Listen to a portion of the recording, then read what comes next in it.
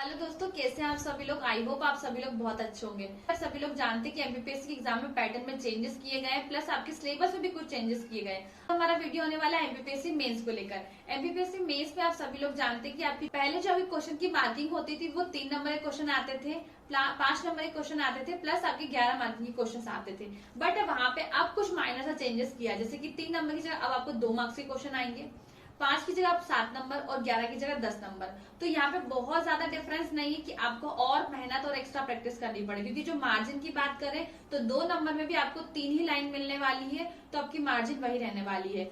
अब जो 5 नंबर का क्वेश्चन था उसमें जो मार्जिन थी उससे थोड़ी सी एक्स्ट्रा आपको 7 नंबर में मिलने वाली है, और 11 और 10 नंबर में ऐसा कोई खास चेंजेस नहीं आने वाला है। बट फिर भी जो 5 और 7 मार्क का जो मार्जिन है वहां पे 2 नंबर का डिफरेंस हमें देखने को मिलता है। तो यहाँ पे थोड़ा सा हमें अपने एग्जाम के पैटर्न में और थोड़ी आंसर राइटिंग के पैटर्न में हल्का सा हमें चेंज करने की जरूरत पड़ सकती है। तो आप सभी लोग जानते हैं कबीर पब्लिकेशन अपने इन मार्किंग की बुक्स रिलीज करते हैं। इससे पहले भी उन्होंने अपने पुराने पैटर्न पे अपनी बुक्स रिलीज की थी। अभी उनकी न्यू पैटर्न पे अभी 7 मार्कर की बुक आई है। इस बुक के अंदर आपको पेपर 1, पेपर 2, पेपर 3 तीनों पेपर आपको 7 मार्क के सारे क्वेश्चन आपको टॉपिक वाइज बुक के अंदर आपको मिलेंगे। इसके राइटर की बात करें तो संजय दांगी है और बाबूलाल दांगी, ये दोनों इनके राइटर है। तो इन्होंने अब 7 नंबर का जो नया पैटर्न ऐड हुआ है उसको किस तरीके से बुक में प्रेजेंट किया है, कैसे उन्होंने तीनों पेपर को डिवाइड किया है, क्योंकि आप सभी लोग जानते हैं कि पेपर 1, 2, 3, 4 सभी में आपको पार्ट डिवाइड किया गया है, पार्ट 1 और पार्ट 2। तो अब यहाँ पे आपकी जो यूनिट्स है और पार्ट्स है वो काफी बढ़ गए हैं। तो अब आपको न्यू पैटर्न के आधार पर कैसी बुक आई है हम इसको जानेंगे। अब ये बुक क्यों इंपॉर्टेंट होती है, हम बुक को क्यों फॉलो करना चाहिए, मतलब कोई भी मार्किंग की बुक आपको क्यों फॉलो करनी चाहिए, आप कबीर पब्लिकेशन की करो या कोई और पब्लिकेशन की बुक आ रही है तो इसके फायदे क्या है वो हम देख लेते हैं। सबसे पहले बात करें तो जब भी हम कोई सब्जेक्ट या कोई भी टॉपिक हम पढ़ते हैं तो हमें ना क्वेश्चंस नहीं मिल पाते प्रॉपर, क्योंकि जो बिगनर्स होते हैं उनका यही क्वेश्चन होता है कि हमने टॉपिक कंप्लीट कर लिया है बट हम इसकी प्रैक्टिस के लिए क्वेश्चंस कहाँ से लेकर आए। और जब हमने बहुत सारे एस्पिरेंट्स का प्रॉब्लम ये भी होता है कि हमने पढ़ाई तो कर ली, मतलब पूरा हमने यूनिट कंप्लीट कर लिया, पूरा सिलेबस कंप्लीट कर लिया, बट जब हम आंसर लिखते हैं तो ये समझ में नहीं आता हम स्टार्टिंग कैसे करें और एंड कैसे करें। मतलब एक फॉर्मेटिंग हमें पता नहीं होती है। सेल्फ स्टडी करें खासकर उन्हें प्रॉब्लम आती है कि हमें जो वर्डिंग होता है लास्ट में कि टिप्पणी कीजिए, वर्णन कीजिए, विशेषता लिखिए, ये शब्द बहुत महत्वपूर्ण होते हैं आपके आंसर राइटिंग में। इन शब्दों को ध्यान में रखकर ही आपको अपने आंसर को प्रेजेंट करना होता है। अगर विशेषता पूछी है तो आपको वहां पे पॉइंटर्स में चीजों को लिखना होगा।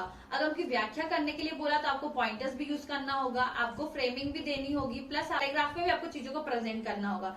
तो ऐसे जो मार्कर की बुक आती तो वो मेंस में इसीलिए आपको हेल्प करती कि आपको 7 नंबर में एक तरीका पता लग जाएगा कि 7 नंबर में कोई क्वेश्चन हमसे आया, 7 नंबर में कोई क्वेश्चन आया है तो उसको किस तरीके से लिख सकते हैं। क्यों ये नहीं बोल सकते कि 100% इस बुक के अंदर जो क्वेश्चंस दिए वही आपके एग्जाम में आएंगे। ये हमारे लिए सपोर्ट सिस्टम हो सकता है हमारी मेंस की आंसर राइटिंग में। आपको ये अंदाजा लग सकेगा कि हमें स्टार्टिंग कैसे करना है, लास्ट में उसको किस एंडिंग में आगे छोड़ना है कि वो पूरे रिदम बन जाए आपके पूरे आंसर में क्वेश्चन जो दिया हुआ है।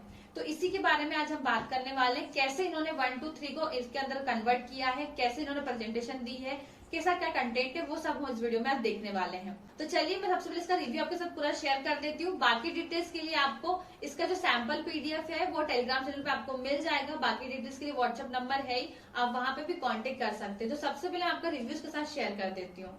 तो ये न्यू पाठ्यक्रम के अनुसार आपकी ये बुक है, श्री कबीर पब्लिकेशन की 7 मार्कर की बुक है। जैसे इन्होंने यहाँ पे मेंशन किया प्रथम, द्वितीय और तृतीय प्रश्नों का संकलन है। अब हम देख लेते किस तरीके से दिया है। तो सबसे पहले अगर हम देखें तो उन्होंने यहाँ प्रथम प्रश्न पत्र दिया है, उसके खंड अ की आपको 5 यूनिट दी हुई है और खंड ब की आपकी 5 यूनिट दी हुई है। और पर्टिकुलर उन्होंने यहाँ पे सिलेबस भी दिया है कि पहली यूनिट में क्या सिलेबस है, सेकेंड में क्या है। और अब हम आगे देखें तो यहाँ पे उन्होंने आपका पेपर 2 दिया है, पेपर 2 की 5 यूनिट है, प्लस पेपर 2 के पार्ट बी की 5 यूनिट है।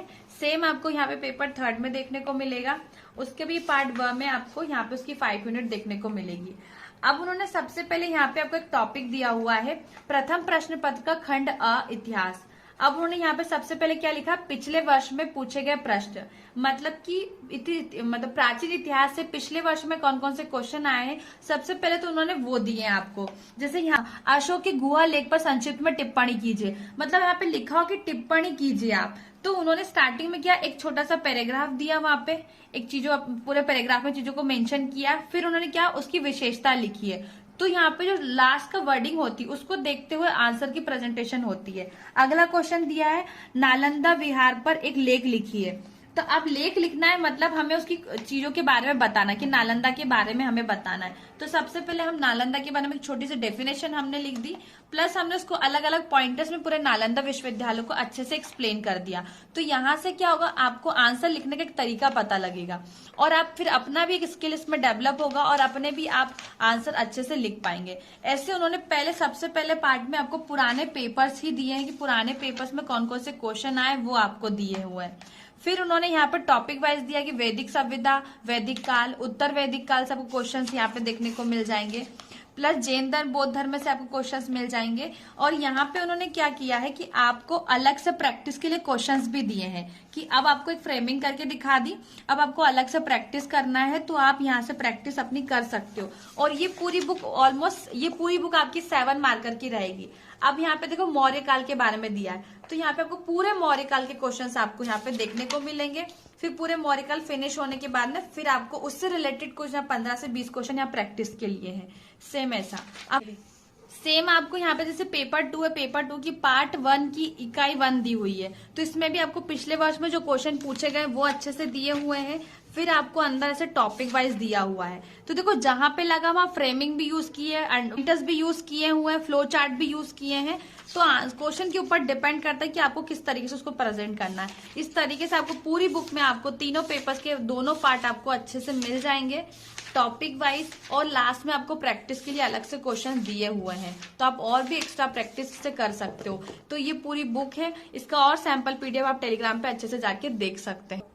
आई होप आपको ये रिव्यू समझ में आया होगा। मैंने कोशिश की कि आपको हर एक फैक्टर के बारे में अच्छे से एक्सप्लेन कर पाऊं, बट इसको और भी अच्छे से डिटेल में पढ़ के देखना चाहते हैं तो टेलीग्राम पे इसकी सैंपल पीडीएफ अपलोड कर दूंगी, वहां जाके आप इसको अच्छे से देख सकते हैं। मन में सवाल बिल्कुल मत लाना, क्या इस बुक से हमारे मेंस में क्वेश्चन आ जाएंगे, मार्जिन आप लेकर चले, आ सकते क्वेश्चन, क्योंकि ये वही टॉपिक है जो आपके सिलेबस के अंदर दिए हुए हैं। तो मैं आपको रेशो नहीं बता रही हूँ कि कितने रेशो में आपके यहाँ से क्वेश्चन आएंगे, प्लस इसका ये चीज है कि आपको एक फॉर्मेटिंग मिल जाएगी, कैसे हमें आंसर लिखना चाहिए, कैसे हमें प्रैक्टिस करनी, और एक बल्क में आपको क्वेश्चन का अच्छे खासा आपका प्रैक्टिस के लिए क्वेश्चन आपको मिल जाएंगे।